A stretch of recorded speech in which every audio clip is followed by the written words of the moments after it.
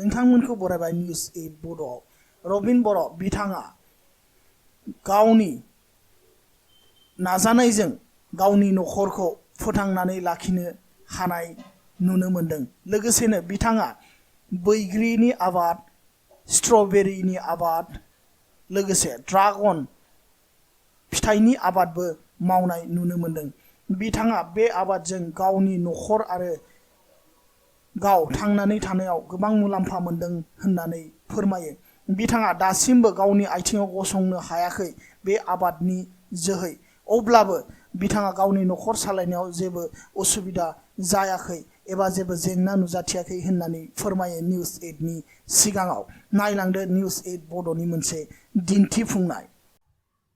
बिथाङा फोरमायबावो दि फैबाय थानाय समाव बिथाङा बे आबादखौ आरोबाव गोबां बिबाङाव मावनायनि हाबाफारि लादों होननानै बिथाङा फोरमायनानै होयो।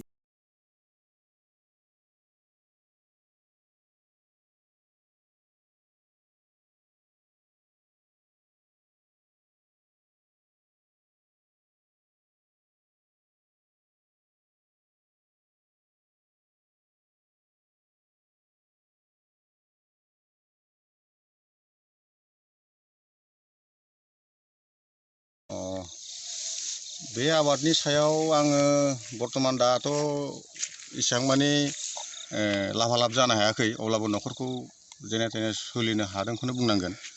मानोना आङो जि खामानिखौ मावो बेखौ मावफुंनो नाजाग्रा सासे मानसि, गतिके लासैनो हागोन बायदिखौ मिजिंथिदों।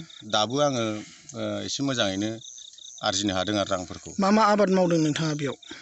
बेयाव आङो सेथियावनो आङो 2017 मायथाइयाव आं बैग्रि गायजेनदोंमोन। मोना नङा मोनदों आङो, माने साफिसियेन्ट नङाब्लाबो माने नखरखौ सालायनो हादों आरोखि आङो बैग्रि खेथिजोंबो। ओमफ्राय दाथ' नोंथाङा नुदोंआनो जोंनियाव बेयाव आंनो गायग्रोजेननाय जादों ड्रागन खेथि। दा बे ड्रागन खेथिखौ आङो आखायाव लाबाय मावलांनो होननानै। जेसेबां हायो आं बेखौ गोसो होनानै मावगोन। आं मोनसे प्रजेक्ट गिदिर खालामनो नागिरदों आरो हायाबो एसे दङ। बेखिनि हायाव आङो मावनो हायोब्ला, नाथाय आङो जगाननि थाखाय जेरै दै नांगौ, बिदिनो ड्रिप लाइन नांगौ, बेफोरखौ आङो वाटार लेभेलनि खामानिखौ आङो हाफुङाखै मावनो, आरो रोङाबो। आं लासैनो रोंलांगोन, हालांगोन, सोलोंगोन होननानै आं सानदों आरोखि। बेफोरनि थाखाय जे आबादारि बिफानाव सरकारनिफ्राय दै जगान होनाय बायदि मुवा बेसादफ्रा फैयो, बेयाव नोंथाङा माबाफोर बुंनांगौ दं नामा? बेयाव आङो बर्थमान जेबो जगाजग लायाखै। जगाजगखौ आंखौ सानसेखालि लोगो हमनानै बुंदोंमोन,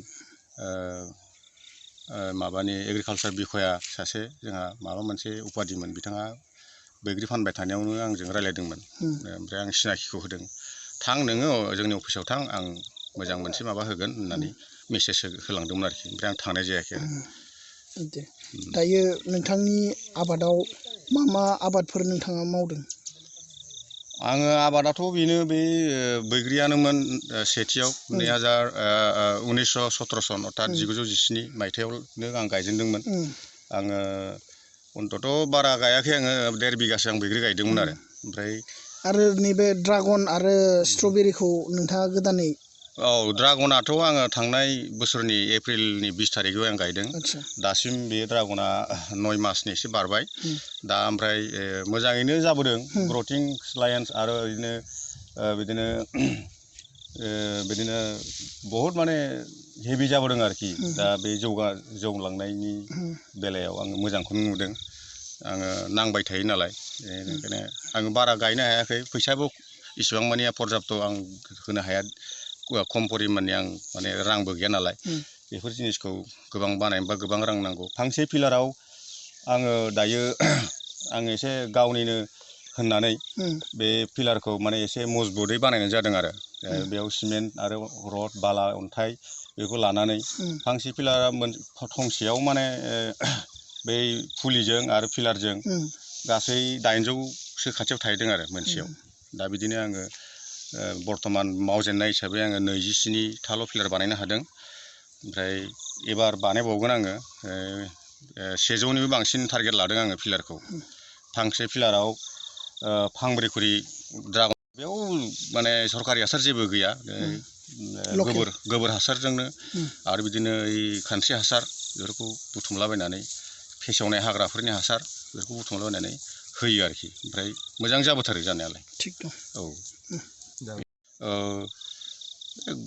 7 नं बालिजान होननानै बुङो गहपुरनि जोंनि बे बालिजान गाव पन्सायतनि सिङाव थानाय 7 नं बालिजान नोंथांनि मुङा आंनि मुङा मुस्रि रबेन बर' दा गथ' गथाय फरायगासिनो दङ बे बैग्रिनि खेथिजोंनो एसे एनै आङो बुथुमनानै थिग दं फोरोङो आरोखि